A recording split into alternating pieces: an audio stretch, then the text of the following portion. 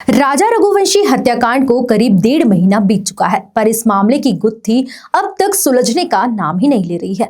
वहीं राजा रघुवंशी के परिवार का कहना है कि राजा की आत्मा भटक रही है। ऐसे में राजा के भाई विपिन रघुवंशी ने शिलांग जाने का फैसला लिया और जहां राजा की हत्या की गई थी, उसी जगह पर आत्मा की शांति और मोक्ष प्राप्ति के लिए पंडित के द्वारा विशेष पूजा अर्चना करवाई। बता दें कि पति राजा रघुवंशी की हत्या की आरोपी सोनम घटना के बाद से जेल की हवा खा रही है। उसके साथ 5 अन्य आरोपी भी जेल में बंद है, जिसमें सोनम का कथित प्रेमी राज कुशवाहा भी शामिल है। परिवार ने राजा की आत्मा की शांति के साथ उसे जल्द न्याय मिलने की भी प्रार्थना की है।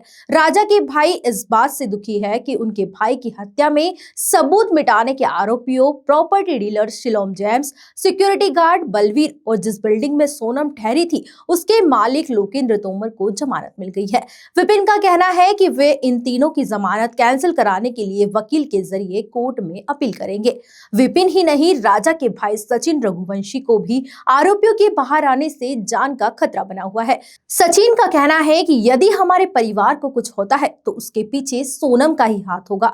बता दें कि इंदौर में राजा रघुवंशी और सोनम रघुवंशी की 11 मई को शादी हुई थी, जिसके बाद वे दोनों हनीमून मनाने के लिए 20 मई को मेघालय के शिलांग पहुंचे थे, जहां 23 मई के बाद से उनसे कोई संपर्क नहीं हो पाया था। इस दौरान 2 जून को राजा की लाश खाई में मिली थी और उसके शरीर पर धारदार हथियार से वार के निशान थे। इससे साफ हो गया कि राजा की हत्या की गई है। इसके बाद सोनम की तलाश शुरू हुई। फिर देखते ही देखते इस कहानी ने नया मोड़ ले लिया और इस केस की मुख्य आरोपी सोनम यानी राजा रघुवंशी की पत्नी सोनम निकली, जो शिलांग के जेल में बंद है। प्योर श्योर दूध और घी, माँ के प्यार सा, मिलावट से दूर, भरोसे से भरपूर, प्योर भी श्योर भी।